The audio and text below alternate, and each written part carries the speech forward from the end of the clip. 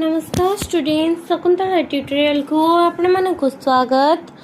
आपण माने जदि आम चैनल नुआ अछंती तबे जल्दी जल्दी सब्सक्राइब करि नियंतु, जहा फଳରେ आपण माने ओडिया साहित्य संपर्क रे अनेक तथ्य पाई परिबे।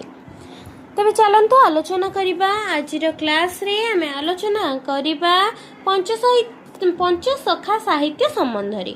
पंचसखा साहित्य काहाको कुहा जाए तार पृष्ठभूमि संपर्क रे हमें आलोचना करि सारिचे।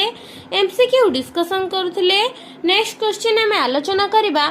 सोमनाथ महापात्र कोळे होइली संभूत, जहु पिता मोरो विष्णु रे भकत, तेणु जगन्नाथ दया मोते कले, रामायण ग्रंथ जे मुखे बखाणिले।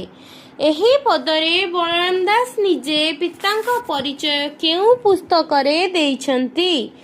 एही पदरे बलराम दास निजे तांको पितांको परिचय दांडी रामायण र लंका कांडरे देइछंती। सोमनाथ महापात्र कोळे होइली संभूत, जहु पिता मोरो विष्णु रे भकत, तेणु जगन्नाथ दया मोते कले, रामायण ग्रंथ जे मुखे बखाणिले। केउ ग्रंथ? दांडी रामायण ग्रंथ। यह दांडी रामायण रो लंका पुराण रे वर्णित अछि। Next question. नवोध्याय विशिष्ट वैष्णव लीलामृत ग्रंथर रचयिता किए? नवाध्याय विशिष्ट वैष्णव लीलामृत ग्रंथर रचयिता हेले माधव पट्टनायक। जगन्नाथ चरितामृत ग्रंथर स्रष्टा किए? चैतन्य दास, विप्र दिवाकर दास, जगन्नाथ दास, कृष्ण दास कविराज। जगन्नाथ चरितामृतर लेखक हेले विप्र दिवाकर दास। 32 अध्याय विशिष्ट वेदांत सार गुप्त गीतार रचयिता किए? 32 अध्याय विशिष्ट वेदांत सार गुप्त गीतार रचयिता हेले बलराम दास। बलराम दास को अमर कोश गीता केते अध्याय विशिष्ट? बलराम दासଙ୍କ अमर कोश गीता 10 अध्याय विशिष्ट। बलराम दास को अमर कोश गीता केते अध्याय विशिष्ट? 10 अध्याय विशिष्ट। बलराम दासकर केउ ग्रंथटी 748 पद विशिष्ट? बलराम दासଙ୍କର भाव समुद्र ग्रंथटी 748 पद विशिष्ट। बलराम दासकर केउ ग्रंथटी 748 पद विशिष्ट? बलराम दासकर भाव समुद्र ग्रंथटी 748 पद विशिष्ट। बलराम दासଙ୍କର केउ ग्रंथरे श्री जगन्नाथଙ୍କର अवकाश ओ कविंकर लंका दर्शन वर्णित होइछि? बलराम दासଙ୍କର बट अवकाश ग्रंथरे श्री जगन्नाथଙ୍କର अवकाश ओ कविंकर लंका दर्शन वर्णित होइछि। हरि ओ अर्जुनଙ୍କ कथोपकथन छଳରେ बलराम दासଙ୍କର केउ तात्विक टीका ग्रंथ रचित? हरि ओ अर्जुनଙ୍କ कथोपकथन छଳରେ बलराम दासଙ୍କର ब्रह्मांड भूगोल तात्विक टीका ग्रंथटी रचित। Next question. ब्रह्मांड भूगोल ग्रंथर अध्याय संख्या केते? ब्रह्मांड भूगोल ग्रंथर अध्याय संख्या केते? ब्रह्मांड भूगोल ग्रंथर अध्याय संख्या 84। अमर कोश गीता बलराम दास का अमर कोश गीतार अध्याय संख्या केते थिला? 10। Next question. दांडी रामायण रो अन्य नाम कौन? दांडी रामायण रो अन्य नाम जगमोहन रामायण। दांडी रामायण रो अन्य नाम कौन? जगमोहन रामायण। बलराम दासकर दांडी रामायण रो कांड संख्या केते? बलराम दासकर दांडी रामायण रो कांड संख्या हेउची 7। श्री जगन्नाथ वल्लभ नाटक बा रामानंद संगीत नाटकम ସଂସ୍କୃତ ଗ୍ରନ୍ଥର ରଚୟିତା କିଏ? ଶ୍ରୀ ଜଗନ୍ନାଥ ବଲ୍ଲଭ ନାଟକ ବା ରାମାନନ୍ଦ ସଙ୍ଗୀତ ନାଟକମ୍ ସଂସ୍କୃତ ଗ୍ରନ୍ଥର ରଚୟିତା ରାମାନନ୍ଦ ରାୟ ବା ରାୟ ରାମାନନ୍ଦ ମଧ୍ୟ କୁହାଯାଇଥାଏ।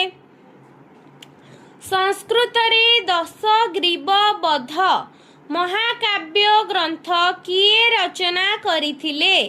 ସଂସ୍କୃତରେ 10 ଗ୍ରୀବ ବଧ ମହାକାବ୍ୟ ଗ୍ରନ୍ଥ ମାର୍କଣ୍ଡେୟ ରଚନା କରିଥିଲେ। ସଂସ୍କୃତରେ ଅଭିନବ ଗୀତ ଗୋବିନ୍ଦ ଗ୍ରନ୍ଥର ରଚୟିତା କିଏ? ସଂସ୍କୃତରେ ଅଭିନବ ଗୀତ ଗୋବିନ୍ଦ ଗ୍ରନ୍ଥର ରଚୟିତା ହେଲେ ରାଜା ପୁରୁଷୋତ୍ତମ ଦେବ। ଅଚ୍ୟୁତାନନ୍ଦଙ୍କ ଉଦୟ କାହାଣୀ ଅନୁସାରେ ବଳରାମ ଦାସଙ୍କ ଜନ୍ମ ସମୟ କେତେ? ଅଚ୍ୟୁତାନନ୍ଦଙ୍କ ଉଦୟ କାହାଣୀ ଅନୁସାରେ ବଳରାମ ଦାସଙ୍କ ଜନ୍ମ ସମୟ ଖ୍ରୀଷ୍ଟାବ୍ଦ 1484। ଦାଣ୍ଡି ରାମାୟଣ କେଉଁ ଗ୍ରନ୍ଥର ଅନୁସରଣରେ ରଚିତ? ଦାଣ୍ଡି ରାମାୟଣ ବାଲ୍ମୀକିଙ୍କ ସଂସ୍କୃତ ରାମାୟଣ ଅନୁସରଣରେ ରଚିତ। ଦାଣ୍ଡି ରାମାୟଣ ବାଲ୍ମୀକିଙ୍କ ସଂସ୍କୃତ ରାମାୟଣ ଅନୁସରଣରେ ରଚିତ। ନେକ୍ସଟ କ୍ୱେଶ୍ଚିନ୍, ଜଗନ୍ନାଥ ଦାସ କେଉଁଠାରେ ଜନ୍ମଗ୍ରହଣ କରିଥିଲେ? ଜଗନ୍ନାଥ ଦାସ କପିଳେଶ୍ୱରପୁର ଶାସନ ଗ୍ରାମରେ ଜନ୍ମଗ୍ରହଣ କରିଥିଲେ। ଜଗନ୍ନାଥ ଦାସଙ୍କ ସମ୍ପର୍କରେ ଯଦି ଫୁଲ୍ ଭିଡ଼ିଓ ଚାହୁଁଛନ୍ତି ତେବେ କମେଣ୍ଟ ମାଧ୍ୟମରେ ଜଣାଇଲେ ମୁଁ ନିଶ୍ଚିନ୍ତ ରୂପେ ତାଙ୍କ ବିବରଣୀ ସହ ଜନ୍ମସ୍ଥାନ ସହ ସବୁ ଭିଡ଼ିଓରେ ଅପଲୋଡ଼ କରିବି।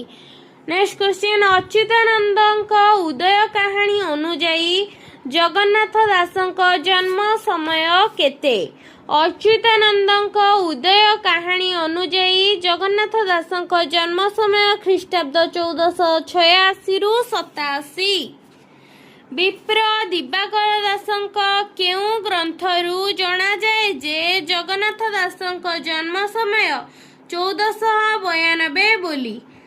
ବିପ୍ର ଦିବାକର ଦାସଙ୍କ ଶ୍ରୀ ଜଗନ୍ନାଥ ଚରିତାମୃତ ଗ୍ରନ୍ଥରୁ ଜଣାଯାଏ ଯେ ଜଗନ୍ନାଥ ଦାସଙ୍କ ଜନ୍ମ ସମୟ ଖ୍ରୀଷ୍ଟାବ୍ଦ 1492 ବୋଲି। ଜଗନ୍ନାଥ ଦାସଙ୍କ ଓଡ଼ିଆ ଭାଗବତର ସ୍କନ୍ଦ ସଂଖ୍ୟା କେତେ? ଜଗନ୍ନାଥ ଦାସଙ୍କ ଓଡ଼ିଆ ଭାଗବତର ସ୍କନ୍ଦ ସଂଖ୍ୟା 11। ଓଡ଼ିଆ ଭାଗବତର ଦ୍ୱାଦଶ ଓ ତ୍ରୟୋଦଶ ସ୍କନ୍ଧର ରଚୟିତା କିଏ? ଓଡ଼ିଆ ଭାଗବତର ଦ୍ୱାଦଶ ଓ ତ୍ରୟୋଦଶ ସ୍କନ୍ଧର ରଚୟିତା ମହାଦେବ ଦାସ। ବ୍ୟାସଦେବଙ୍କ କୃତ ସଂସ୍କୃତ ଭାଗବତର ଅଧ୍ୟାୟ ସଂଖ୍ୟା କେତେ? ବ୍ୟାସଦେବଙ୍କ କୃତ ସଂସ୍କୃତ ଭାଗବତର ଅଧ୍ୟାୟ ସଂଖ୍ୟା 335।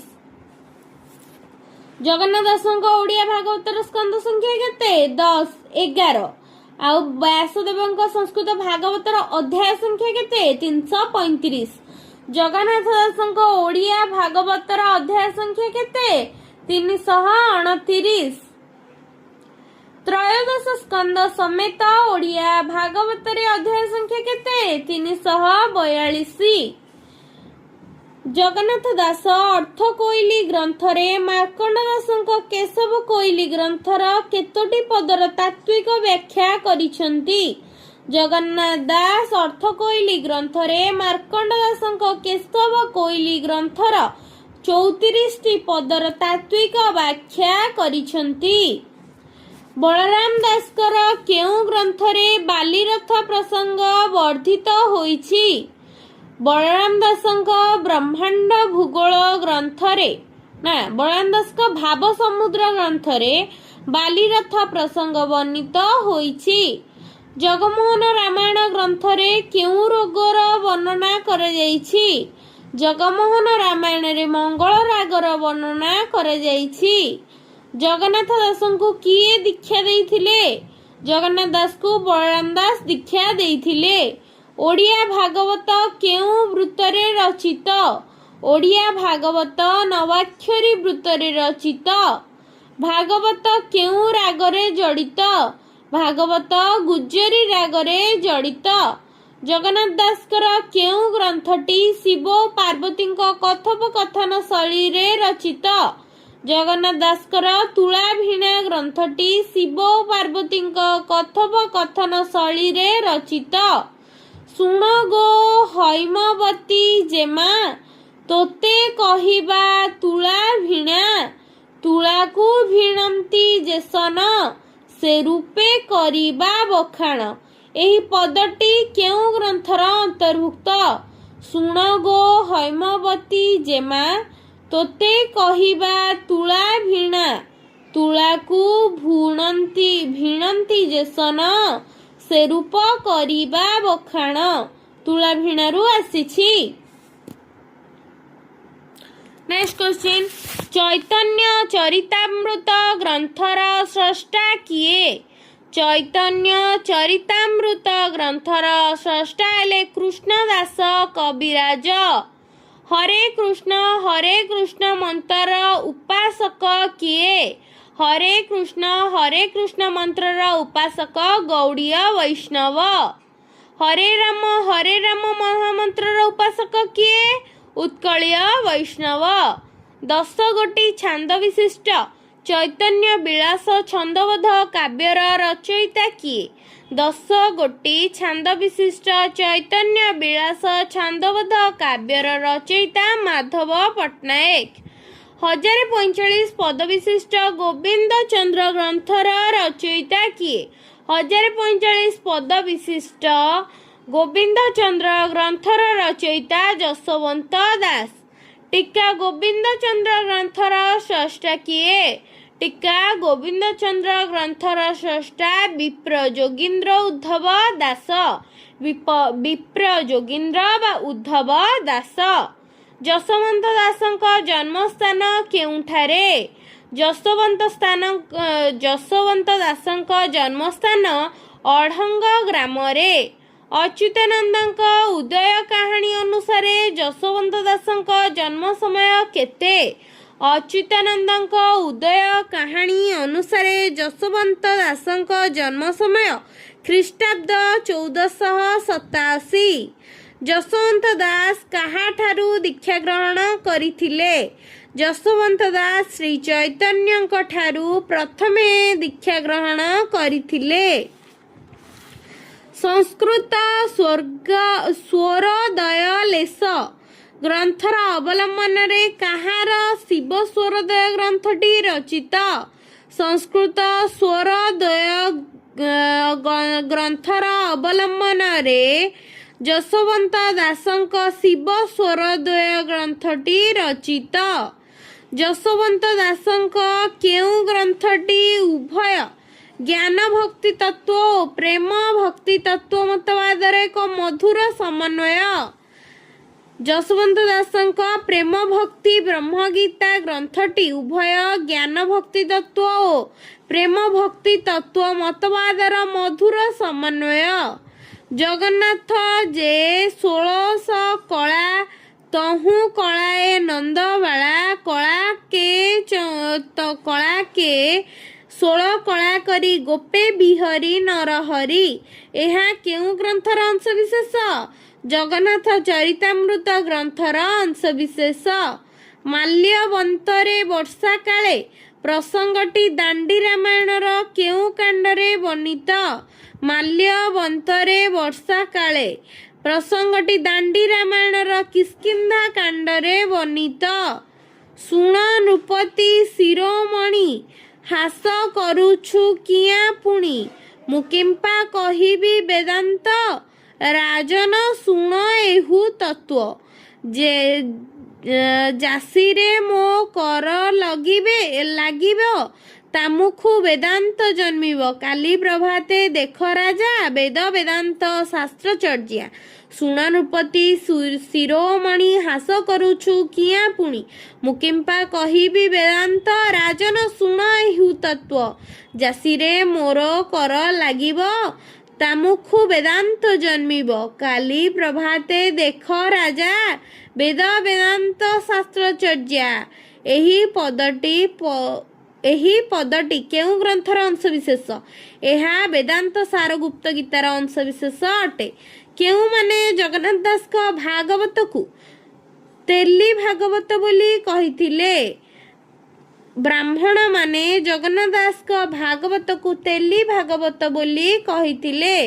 ତେବେ ଆଜିର ଆଲୋଚନାରେ ଆମେ 76ଟି MCQ ଡିସ୍କସନ୍ କଲେ। ନେକ୍ସଟ କ୍ଲାସ୍ରେ ଆଉ ଆଲୋଚନା କରିବା ଏହି ପଞ୍ଚସଖା ସାହିତ୍ୟ ସମ୍ପର୍କରେ।